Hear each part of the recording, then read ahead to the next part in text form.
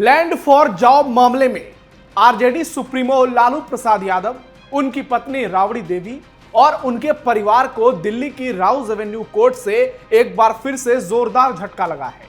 दिल्ली की special court ने उनकी उस मांग को खारिज कर दिया जिसमें उन्होंने 1600 से ज्यादा दस्तावेज उपलब्ध कराने की बात कही थी। कोर्ट ने साफ संकेत दिया कि अब केस को लंबा खींचने की कोशिश नहीं चलेगी। इस फैसले के बाद ट्रायल की रफ्तार और तेज होने की पूरी संभावना है। बचाव पक्ष ने अनरियल डॉक्यूमेंट्स की मांग की थी जो जांच एजेंसियों ने जब्त किए थे, लेकिन चार्जशीट में शामिल नहीं किए। दलील दी गई कि इनसे बचाव की तैयारी में मदद मिलेगी, लेकिन कोर्ट ने इस तर्क को ठोस आधार माना ही नहीं। सुनवाई कर रहे जज विशाल गोगने ने कड़ी टिप्पणी की और उन्होंने इसे उल्टी गंगा बहाने जैसा बताया। जज ने साफ कर दिया कि इससे न्यायिक प्रक्रिया अनावश्यक रूप से जटिल हो जाएगी। कोर्ट ने स्पष्ट कर दिया कि ट्रायल को व्यवस्थित तरीके से ही आगे बढ़ाया जाएगा। इस तरह की मांगों से कोर्ट का समय पूरी तरह से प्रभावित होता है। अदालत ने अपने आदेश में साफ कर दिया कि यह मांग मुकदमे को लंबा खींचने की सीधे सीधे कोशिश के तौर पर देखी जा रही है, क्योंकि न्यायिक प्रक्रिया पर नियंत्रण कोर्ट का होता है। आरोपी अपनी शर्तों पर सुनवाई नहीं चला सकता। कोर्ट ने यह भी बताया कि आरोपियों को पहले ही इन डॉक्यूमेंट्स का निरीक्षण करने का पर्याप्त अवसर दिया जा चुका है। ऐसे में दोबारा सभी डॉक्यूमेंट्स मांगना किसी तरह से उचित नहीं है और यह लालू प्रसाद यादव और उनके परिवार के लिए सबसे बड़ा झटका है। नमस्कार, मैं हूं नवेंदु और आप देख रहे हैं कैपिटल टीवी बिहार। आज आपको बताएंगे कैसे दिल्ली की राउज एवेन्यू कोर्ट में लालू प्रसाद यादव, राबड़ी देवी, तेजस्वी यादव और इसमें जितने भी आरोपी हैं सबको जोर का झटका लगा और कोर्ट ने उनके अरमानों पर पानी फेर दिया और अब लालू प्रसाद यादव और उनके पूरे गैंग को जेल जाने से कोई बचा नहीं सकता, ऐसा दावा किया जा रहा है। लालू यादव को एक और बड़ा झटका। कोर्ट ने लालू की मांग को किया खारिज। तेजी से हो रही आईआरसीटीसी घोटाले की सुनवाई। बहुत जल्द जेल में होगा लालू परिवार। दिल्ली की राउज एवेन्यू कोर्ट ने पूर्व मुख्यमंत्री लालू प्रसाद यादव और उनकी पत्नी राबड़ी देवी को जोर का झटका दिया है। दोनों पूर्व सीएम की ओर से पेश हुए वकील वरुण जैन के तर्क को कोर्ट ने सिरे से खारिज कर दिया।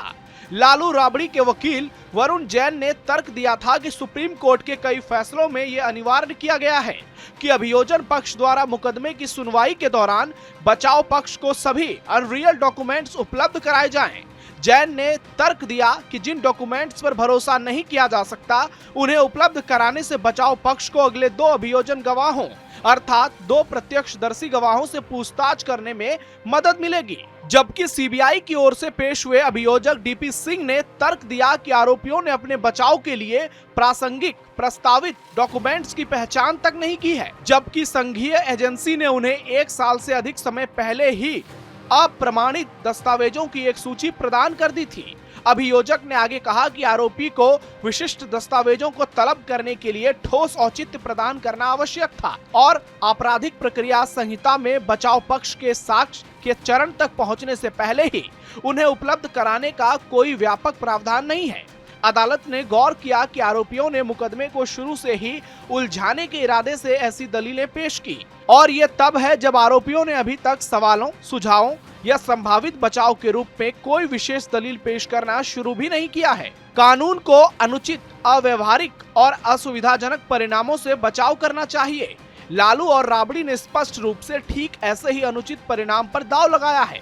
कोर्ट ने साफ कह दिया कि उसे अभियुक्तों की ओर से मामले को दंड प्रक्रिया संहिता की धारा 207 के समान प्रक्रिया में घसीटने का अंतर्निहित इरादा दिखाई देता है, जिसमें गुम या स्पष्ट डॉक्यूमेंट्स की मांग की जाती है। आदेश में कहा गया है, परीक्षण न्यायालय को अनुचित परिणाम के अलावा आवेदकों के छिपे हुए इरादों से भी सावधान रहना चाहिए। कोर्ट ने 2 अन्य आरोपियों द्वारा अनरियल डॉक्यूमेंट्स की आपूर्ति की मांग वाली याचिकाओं को भी खारिज कर दिया। 9 जनवरी को दिल्ली की एक कोर्ट ने पूर्व रेल मंत्री लालू प्रसाद यादव, उनकी पत्नी राबड़ी देवी और उनके बेटों और बेटियों के खिलाफ भ्रष्टाचार और आपराधिक साजिश के आरोप तय किए। ये देखते हुए कि यादव परिवार ने आपराधिक गतिविधियों को अंजाम देने के लिए रेल मंत्रालय को अपनी जागीर के रूप में इस्तेमाल किया। कोर्ट ने कहा था कि सीबीआई की चार्जशीट से एक व्यापक साजिश का खुलासा हुआ है, जिसमें लालू परिवार ने अपने परिवार के नाम पर जमीन हासिल करने के लिए सार्वजनिक रोजगार को सौदेबाजी के हथियार के तौर पर इस्तेमाल किया। कोर्ट ने इस मामले में 52 आरोपियों को बरी कर दिया, लेकिन 41 आरोपियों के खिलाफ आरोप तय किए। सीबीआई ने 18 मई 2022 को मामला दर्ज किया, जिसमें आरोप लगाया गया कि लालू यादव ने 2004 से 2009 के बीच रेल मंत्री के तौर पर अपने कार्यकाल के दौरान रेलवे के तमाम जोन में ग्रुप डी की नौकरियां उन जमीनों के बदले वितरित की, जिन्हें कथित तौर पर उम्मीदवारों ने ही उनके परिवार और अन्य करीबी सहयोगियों को हस्तांतरित कर दिया था। सीबीआई के मामले के आधार पर ईडी ने बाद में मनी लॉन्ड्रिंग का भी केस दर्ज किया और 2024 में आरोप पत्र दाखिल किए। लालू यादव और उनके परिवार पर भारतीय रेलवे खानपान और पर्यटन नियम यानी IRCTC के होटल भ्रष्टाचार मामले में भी भ्रष्टाचार के गंभीर आरोप हैं।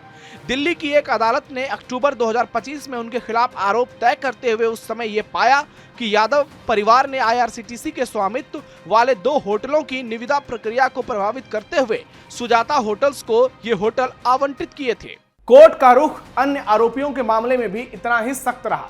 लालू प्रसाद यादव के निजी सचिव RK महाजन और रेलवे के पूर्व महाप्रबंधक महीप कपूर की याचिकाएं भी खारिज कर दी गई। महाजन ने 1 और कपूर ने 23 डॉक्यूमेंट्स की मांग की थी।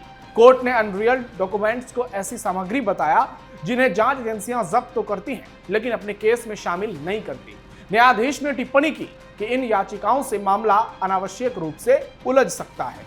हर तरीके से लालू यादव फंसते हुए नजर आ रहे हैं। ऐसे में अब सवाल सिर्फ यही है कि लालू परिवार की बचने की संभावनाएं कितनी है। क्या लालू प्रसाद यादव बहुत जल्द एक बार फिर से सलाखों के पीछे होंगे? क्या उनके साथ राबड़ी तेजस्वी भी होंगे?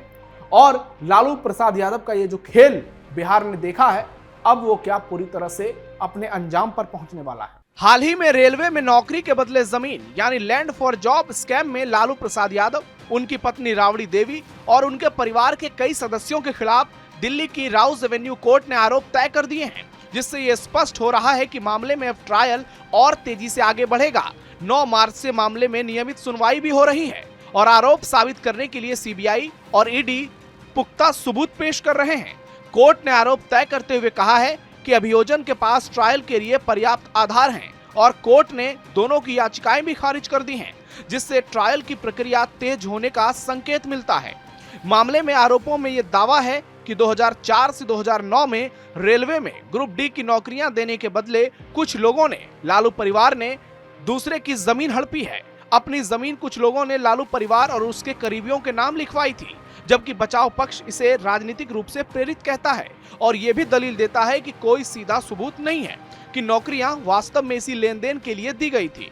फिलहाल कोर्ट ने जमानत का प्रावधान लागू कर दिया है और आरोपियों को बेल पर भी रखा गया है, लेकिन कोर्ट ने उन्हें जेल भेजने का आदेश तक नहीं दिया है। फिलहाल कोर्ट ने जमानत का प्रावधान लागू किया है और आरोपियों को बेल पर रखा है, लेकिन कोर्ट ने उन्हें जेल भेजने का आदेश अभी नहीं दिया है। इसका अर्थ यह है कि अगर ट्रायल के दौरान आरोप गंभीरता से साबित होते हैं और अदालत आरोपियों को दोषी ठहराती है, तो लालू परिवार के जेल जाने की संभावनाओं से कोई इनकार नहीं कर सकता है।